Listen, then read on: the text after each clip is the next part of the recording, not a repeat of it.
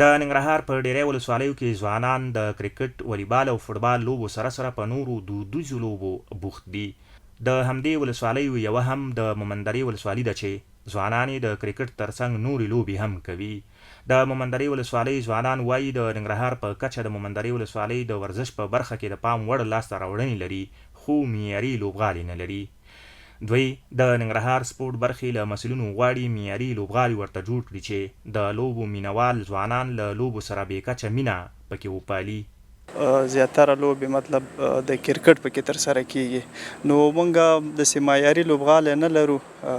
نو د مسؤلینو مو هیله او غوښتنه ده چې په مومندره کې یو معیاري لوبغالی یا وي، دوی چې څومره د مسؤلینو خبره د تقاضا یې زموږ د ضرورت په اندازه یو معیاري لوبغالی راته جوړ کړي، ترڅو دغه خړو خاورو کې دغه ځوانان دلته لوبې کوي، په یو عصري بڼه باندې یو لوبغالی ورته جوړ شي، ترڅو د همدغې خاورې نه مطلب بره لاړ شي. د مومندرې ولسوالۍ د ورزش مسؤل هم په مومندره کې د معیاري لوبغالو د نشتون خبره مني، خو زیاتوي چې د سپورټ ولایتي مسؤلینو سره یې دغه ستونزه شریکه کړې او د جوړېدو ډاډ یې ورکړی دی. موږ لوبغاړي لرو خو معیاري لوبغاړي نه لرو. زمونږ دلته د کرکټ بورډ مسؤل چې راغلی و هغه موږ د دې ګراونډونو باندې ګرځولی دی، په لغمه ګرځولی دی. هغه راته دا ژمنه راکړې ده چې ستاسو دا ګراونډونه چې کوم دي، دا لوبغالي چې کوم دي، دا تقریبا هغې پسې د خپله جوړ دي او دا دېش پسې به انشاءالله موږ همکاري وکړو. هغه دغه راز وایي ولسوالۍ کې د کرکټ د ودې لپاره اکاډمۍ جوړې شوي دي او د هیواد د کرکټ بورډ له مسؤلینو غواړي چې دغو اکاډمیو کې ورته د ټرپ وکټ زمینه برابره کړي.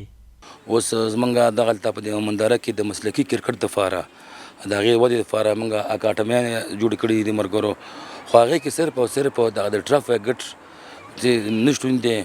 موږ صرف د کرکټ بورډ نه هم دا هیله او دا ارزو ده زموږ د اکاډمیانو ته د ټرف وکټ سیستم برابر شي، څو هغه ځوانان د مومندرې هغه چې ښار کې اوسېږي او هلته هغه ډیرې او کمرې نیولې او مصرف کېږي او هغلته مصروف دي، نو هغه به هغه نه بچ شي، دلته به خپله دا زمینه برابره شي. د ننګرهار ولایت د نورو ولسوالیو په پرتله مومندرې ولسوالۍ کې سپورټ زیاته وده کړې او ډیری ځوانانو یې ورزش ته مخه کړې. د کرکټ، والیبال، فوټبال ترڅنګ پکې نورې بېلابېلې دودیزې لوبې د ځوانانو ترمنځ ترسره کیږي.